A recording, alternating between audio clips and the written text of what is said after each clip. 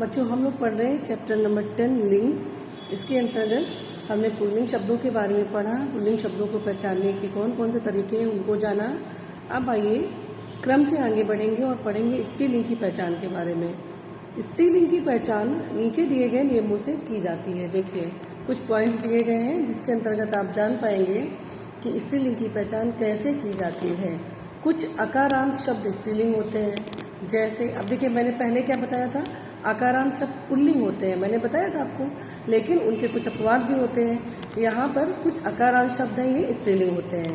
कौन कौन से अकारांत शब्द स्त्रीलिंग होते हैं? जैसे खाट, पेंसिल, पुस्तक, राह, ईख, ऊन, राख, भूख, चीख, लाख, दस्तक, बनावट, आहट आदि।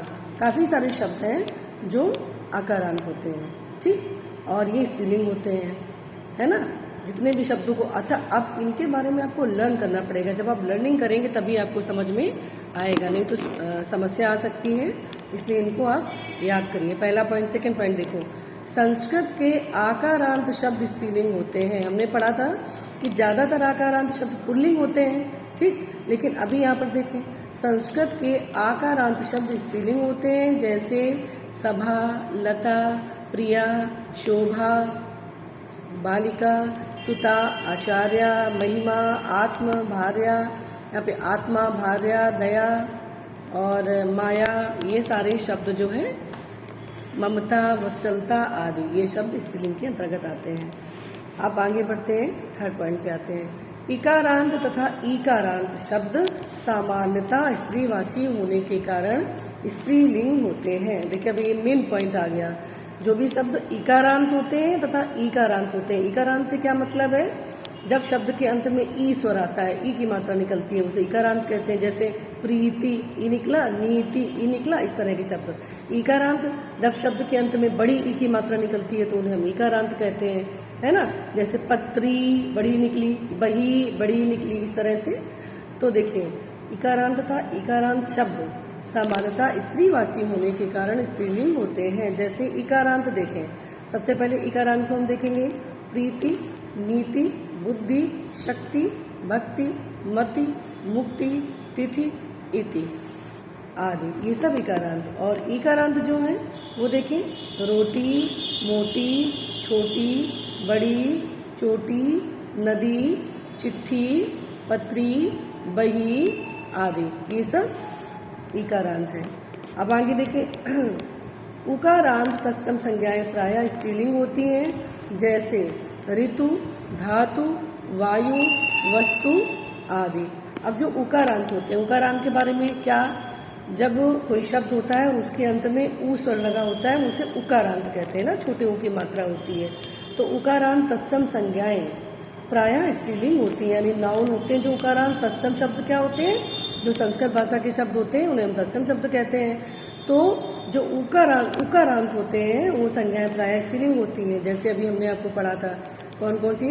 ऋतु, ऊ, धातु, वायु, वस्तु आदि, ये सब स्त्रीलिंग। अगला पॉइंट देखें, भाषा, बोली तथा लिपियों के नाम स्त्रीलिंग होते हैं, ठीक है। भाषा, बोली और लिपि ये स्त्रीलिंग होते हैं। जैसे हिंदी, संस्कृत, पंजाबी, तमिल, तेलुगु, मलयालम, अवधी, ब्रज, देवनागरी, ब्राह्मी, खरोष्ठी आदि।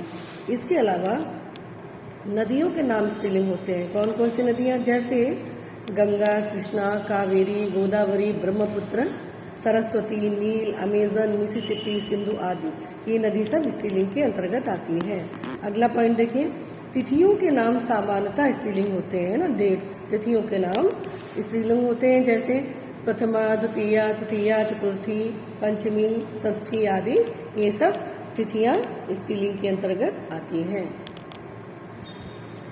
अब बच्चों हम लोग अगला पॉइंट देखेंगे, जिन शब्दों के अंत में इया, इका, मति, वति, ता, री, आह, आवट, ता आदि प्रत्यय आते हैं वे स्त्रीलिंग होते हैं। अर्थात कुछ ऐसे शब्द जिनके अंत में ये सब आते हैं, इया, इका, मति, वति, है ना, ये प्रत्यय हैं। ये सारे प्रत्यय जिन शब्दों के अंत में आएंगे ज्यादातर वो स्त्रीलिंग होंगे। ता, ठीक है। देखें इया से देखिए दो शब्द हम पढ़ते हैं, खटिया, लुटिया। खाट में इया लगाया तो खटिया, ठीक, लूट में इया लगाया तो लुटिया, ओके। तो ये सब स्त्रीलिंग होते हैं। इका इका प्रत्यय वाले शब्द स्त्रीलिंग होते हैं। प्रत्यय क्या होते हैं? जो मूल शब्दों के बाद में जिन शब्दांशों का प्रयोग करा जाता है उन्हें हम प्रत्यय कहते हैं। देखिए इका प्रत्यय, जैसे लेखक में इका लगा दिया तो लेखिका, पाठक में इका लगा दिया पाठिका, धावक में इका लगा दिया धाविका। ठीक है, तो ये सब स्त्रीलिंग के अंतर्गत आते हैं। इसके अलावा देखिए मति, मति प्रत्यय देखिए हम यहाँ पर बुद्धिमान में मति लगाया तो बुद्धि में मति बुद्धिमती, भानु में मति भानुमती, ऐसे वती होता है। दया में वती दयावती, सौभाग्य में वती सौभाग्यवती, ये सब स्त्रीलिंग। देखिए पढ़ने से भी पता चलता है कि ये स्त्रीलिंग है। ठीक है, अब देखिए कीमत, रात, लात, बात, सम्यता प्रत्यय लगा हुआ है और ये स्त्रीलिंग है। री, बारी, जारी, दुखियारी, ये स्त्रीलिंग है। आहट, चिल्लाहट, मुस्कुराहट, घबराहट, ये सब स्त्रीलिंग शब्द हैं। आवट, सजावट, बनावट, रुकावट, सब में आवट प्रत्यय आया है। ठीक है, ता, मित्रता, शत्रुता, पराधीनता, ये सब स्त्रीलिंग के अंतर्गत आते हैं। तो चलिए ये हमने जाना कि स्त्रीलिंग का परिवर्तन कैसे होता है और कौन कौन से नियम है जिससे स्त्रीलिंग में परिवर्तित किया जा सकता है। अब देखिए लिंग परिवर्तन किसे कहते हैं। कुछ शब्दों के अंत में प्रत्यय लगने से पुल्लिंग से स्त्रीलिंग हो जाता है। नीचे दी गई तालिका देखें, कुछ शब्दों के अंत में प्रत्यय लगा दो तो पुल्लिंग से स्त्रीलिंग हो जाता है। जैसे यहाँ पर दिया है पुल्लिंग बाल और हमने लगा दिया प्रत्यय, तो आ प्रत्यय क्या लगा दिया इसमें हमने आ प्रत्यय, तो बाल में आ बाला स्त्रीलिंग हो गई। वृद्ध में आ लगा दिया वृद्धा स्त्रीलिंग हो गई। ठीक, आ प्रत्यय लगाया। इधर देखिए ई प्रत्यय लगाने से, जैसे पत्र है और इसमें ई लगा दिया पत्री, तो ये स्त्रीलिंग हो गया। ये पुल्लिंग है दादा और दादा में हमने लगा दिया प्रत्यय ई, तो क्या हो गया दादी। ठीक, अब इसी तरह से देखिए इन प्रत्यय को हम देखते हैं। इन प्रत्यय है, लुहार शब्द है, लुहार शब्द में हमने इन प्रत्यय लगा दिया तो क्या हो गया लुहारिन। धोबी शब्द है, धोबी में हमने इन प्रत्यय लगा दिया तो क्या हो गया धोबिन। ठीक, इस तरह से। इसी तरह देखिए इया प्रत्यय लगाकर भी शब्दों का निर्माण किया जाता है। इया, जैसे बंदर शब्द है, बंदर में हमने इया लगा दिया तो बंदरिया हो गया स्त्रीलिंग। चूहा पुल्लिंग शब्द है, इसमें हमने इया प्रत्यय लगा दिया तो क्या हो गया चूहिया। ओके, इसके बाद देखिए इका प्रत्यय, लेखक शब्द है, लेखक शब्द पुल्लिंग है। ठीक है, इसमें हमने इका लगा दिया तो क्या हो गया लेखिका। पाठक शब्द है, इसमें हमने इका प्रत्यय लगा दिया तो क्या हो गया पाठिका। इसी तरह से देखिए आइन प्रत्यय दिया गया है। पंडित, पंडित लिखा है, इसमें हमने आइन प्रत्यय लगा दिया तो पंडिताइन हो गया, स्त्रीलिंग बन गया। हलवाई है पुल्लिंग, इसमें आइन प्रत्यय लगा दिया तो हलवाइन स्त्रीलिंग बन गया। ठीक, इसी तरह आनी प्रत्यय देखें, नौकर शब्द में आनी प्रत्यय लगाया तो नौकरानी स्त्रीलिंग बन गया। सेठ में आनी प्रत्यय लगाया सेठानी स्त्रीलिंग बन गया। तो ये ऐसे पुल्लिंग है जिनके अंत में कुछ प्रत्ययों का प्रयोग कर दो और स्त्रीलिंग में वो कन्वर्ट हो जाते हैं। ठीक है, इसी तरह देखिए शेर में नहीं लगाया शेरनी, हंस में नहीं लगाया हंसिनी, बलवान में वती लगा दो तो बलवती, दयावान में वती प्रत्यय लगा दिया तो दयावती। ठीक है, श्रीमान में मती लगा दिया श्रीमती, आयुष्मान में मती लगा दिया तो आयुष्मती, इस तरह से।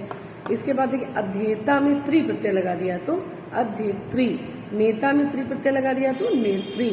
ठीक है, तो इन शब्दों से पुल्लिंग, कुछ पुल्लिंग शब्दों में प्रत्यय का प्रयोग करने से स्त्रीलिंग में कन्वर्ट किया जा सकता है।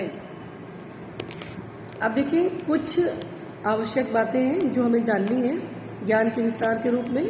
पहला पॉइंट देखिए, कुछ शब्द सदा पुल्लिंग रहते हैं, जैसे तोता, बाज, चीता, भेड़िया, उल्लू, खरगोश, खटमल, मच्छर, मच्छर, बिच्छू आदि। ये ऐसे शब्द हैं जो हमेशा पुल्लिंग ही प्रयोग किए जाते हैं, इसे इनको कहते हैं सदा पुल्लिंग। ऐसे शब्द जो हमेशा पुल्लिंग ही रहते हैं उन्हें हम कहते हैं सदा पुल्लिंग। जो ये शब्द हैं, इन शब्दों का स्त्रीलिंग बनाने के लिए इनसे पहले मादा शब्द जोड़ देते हैं, यानी इन शब्दों में कोई परिवर्तन नहीं होता है क्योंकि ये हमेशा पुल्लिंग रहते हैं, इसलिए इन्हें सदा पुल्लिंग कहते हैं। अगर इनमें मादा शब्द जोड़ देंगे तो ये स्त्रीलिंग हो जाएंगे, जैसे मादा मच्छर, मादा चीता आदि। इसी तरह देखिए कुछ शब्द हमेशा स्त्रीलिंग होते हैं, उन्हें हम सदा स्त्रीलिंग कहते हैं, जैसे मक्खी, मछली, मैना, चील, गिलहरी, छिपकली, मकड़ी आदि, ये सदा स्त्रीलिंग होते हैं।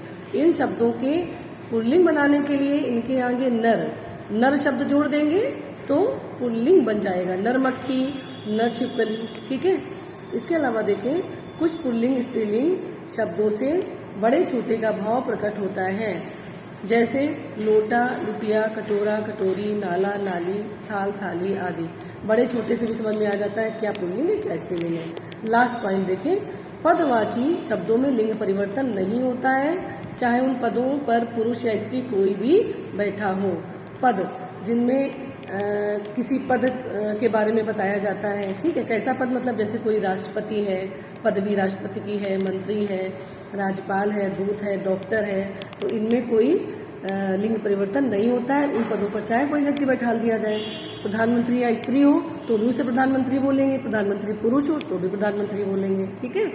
चलिए, तो अब ये चैप्टर कंप्लीट हो गया है। मुझे पूरी उम्मीद है आपको अच्छे से समझ में आ गया होगा। नेक्स्ट डे हम लोग इस चैप्टर से संबंधित जो अभ्यास कार्य है उसको कंप्लीट करेंगे।